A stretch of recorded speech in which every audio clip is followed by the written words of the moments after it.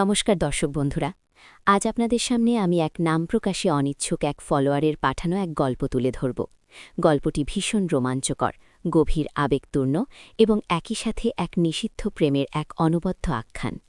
আমি নিশ্চিত এই গল্প আপনাদের মন ছুঁয়ে যাবে, আপনাদের ভাবনার জগতে এক নতুন আলোড়ন সৃষ্টি করবে। শুনুন তবে। আমার নাম নীলাঞ্জনা।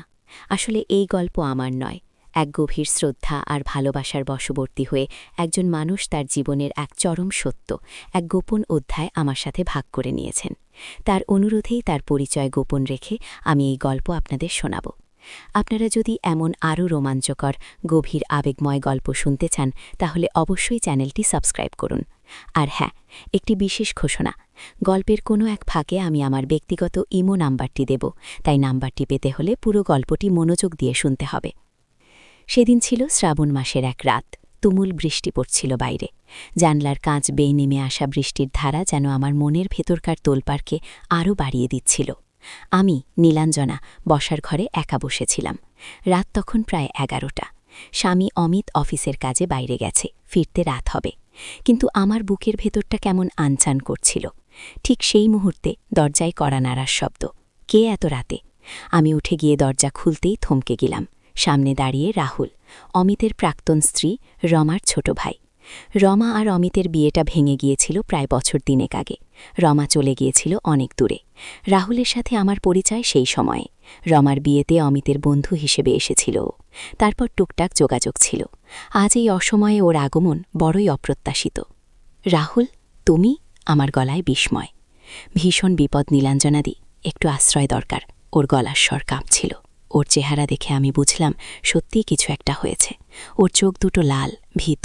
আমি আর দেরি করলাম না। এসো ভেতরে। রাহুল ভেতরে এসে সোফায় বসল। আমি ওর পাশে বসে ওর দিকে তাকালাম। কি হয়েছে খুলে বলো তো? আমার একটু সমস্যা হয়েছে। কিছু লোক আমাকে খুঁজছে। আমি ওদের হাত থেকে বাঁচতে। আমি জানতাম না কোথায় যাব, শুধু আপনার কথাই মনে পড়ল। কিন্তু কেন? কি করেছ তুমি? আমি কিছু ভুল করে ফেলেছি। তবে ওটা কিছু না নীলাঞ্জনাদি, ওদের বোঝাতে পারিনি। ওরা আমাকে মেরে ফেলতে পারে। ওর ভয়ে আমি শিউরে উঠলাম। আমি ওকে জল দিলাম। জল খেয়ে ও একটু শান্ত হলো। এখন কি করবে? জানি না, আপাতত এখানে থাকতে পারি। কাল সকালে একটা ব্যবস্থা করে নেব। হ্যাঁ, অবশ্যই। কিন্তু অমিত?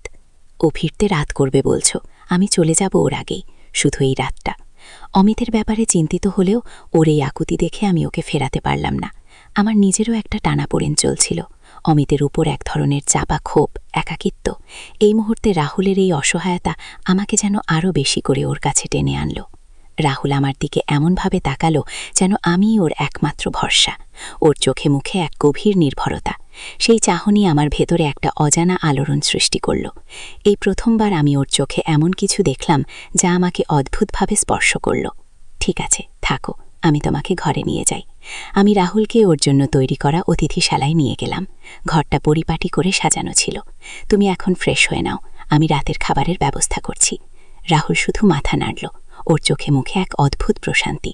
হয়তো এই প্রথম ও একটু নিরাপদ বোধ করছে। আমি নিচে নেমে এলাম। অমিত তখনও ফেরেনি। বৃষ্টির শব্দ আরও তীব্র হয়েছে। আমি রান্নাঘরে গিয়ে কিছু খাবার তৈরি করলাম। মনটা খচখচ করছিল। অমিত ফিরলে কি বলবো? এই পরিস্থিতিতে ওকে কিভাবে সামলাবো? কিছুক্ষণের মধ্যেই অমিত ফিরল। ওর চোখে মুখে ক্লান্তির ছাপ। কি ব্যাপার? এত রাতে কে এসেছিল? আসলে রমার ভাই রাহুল এসেছিল। কিছু সমস্যা হয়েছে ওর, তাই রাতটা এখানেই থাকছে। অমিতের মুখটা শক্ত হয়ে গেল। রমার ভাই এই অসময়ে? হ্যাঁ, কিছু লোক ওকে খুঁজছিল, তাই। অমিত আর কিছু বলল না। কেমন একটা চাপা টেনশন তৈরি হলো। আমি ওর মুখ দেখে বুঝলাম ও খুশি হয়নি। কিন্তু আমি কি করব? রাহুলকে তো আর ফেরানো যায় না। রাতের খাবার আমরা একসাথে খেলাম। রাহুল খুব কম কথা বলছিল।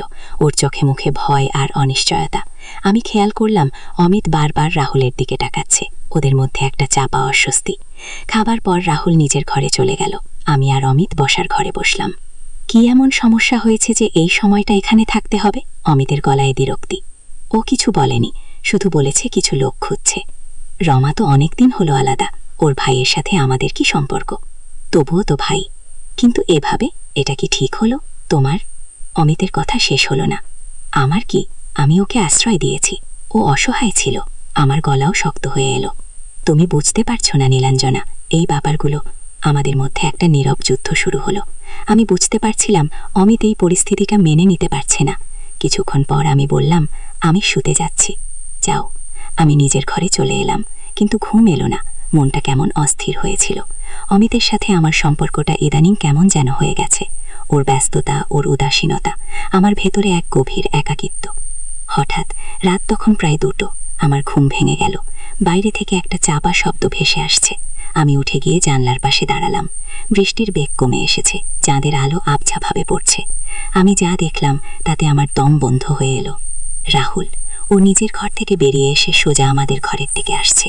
ওর হাতে কিছু নেই, কিন্তু ওর হাঁটার ভঙ্গিতে এক অদ্ভুত আকর্ষণ। আর আমি যেন নড়তে পারছিলাম না। আমার শরীর যেন অবশ হয়ে গেছে। দরজাটা অল্প খোলা ছিল। রাহুল ধীরে ধীরে সেটা ঠেলল। আমি দরজার ফাঁক দিয়ে দেখলাম ও ভেতরে ঢুকছে। আমার বুকের ভেতরটা ধুকপুক করছিল। ভয়, উত্তেজনা, এক অজানা অনুভূতি, সব মিলেমিশে একাকার। আমি নিঃশ্বাস বন্ধ করে দাঁড়িয়ে রইলাম। রাহুল ভেতরে ঢুকে দরজার সামনেই দাঁড়িয়ে পড়ল। ওর চোখে মুখে এক অদ্ভুত আলো, যেন ও অনেক দিন ধরে এই মুহূর্তটারই অপেক্ষা করছিল। তারপর ও ধীরে ধীরে আমার দিকে তাকালো। ওর সেই চাহনি আমাকে যেন চুম্বকের মতো টানছিল। আমি বুঝলাম আমিও চাইছি এই মুহূর্তটা। অন্ধকার ঘর, হালকা চাঁদের আলো, আর দুজনের এক অজানা নিষিদ্ধ আকর্ষণ। রাহুল খুব ধীরে ধীরে আমার দিকে এগিয়ে এলো। ওর নিঃশ্বাস আমার মুখে এসে লাগছে। আমি চোখ বুজে ফেললাম। আমার শরীরের প্রতিটি রোমকূপ যেন জেগে উঠল। এক তীব্র রোমান্টিক উত্তেজনা আমাকে গ্রাস করল।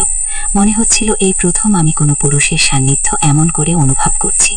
রাহুলের হাত আমার মুখে এসে লাগলো। ওর স্পর্শে আমার শরীর কেঁপে উঠল। নীলাঞ্জনা, ওর গলার স্বর ফিস ফিস করে আমার কানে এলো। আমি চোখ খুললাম। রাহুলের মুখের সামনে আমার মুখ। ওর চোখে মুখে এক গভীর আকুতি। আমার সমস্ত ভয়, সমস্ত দ্বিধা এক নিমেষে উধাও হয়ে গেল। আমি শুধু ওকে অনুভব করতে চাইছিলাম। তারপর রাহুলের ঠোঁট আমার ঠোঁটের ওপর এসে নামল। এক গভীর, তীব্র, নিষিদ্ধ চুম্বন। আমার মনে হলো এই চুম্বনে আমার সমস্ত সত্তা যেন মিশে যাচ্ছে। এই চুম্বনে মিশে আছে ভয়, আনন্দ, আর এক অসমাপ্ত কাহিনীর শুরু। কিন্তু ঠিক সেই মুহূর্তে দরজাটা সশব্দে খুলে গেল। দরজার সামনে দাঁড়িয়ে অমিত, ওর চোখে মুখে অবিশ্বাস, রাগ আর চরম বিস্ময়। আমি আর রাহুল দুজনেই চমকে উঠলাম। আমাদের নিষিদ্ধ মুহূর্তটা চোখের নিমেষে ভেঙে গেল। অমিতের সামনে আমরা ধরা পড়ে গেছি। কি হবে এরপর?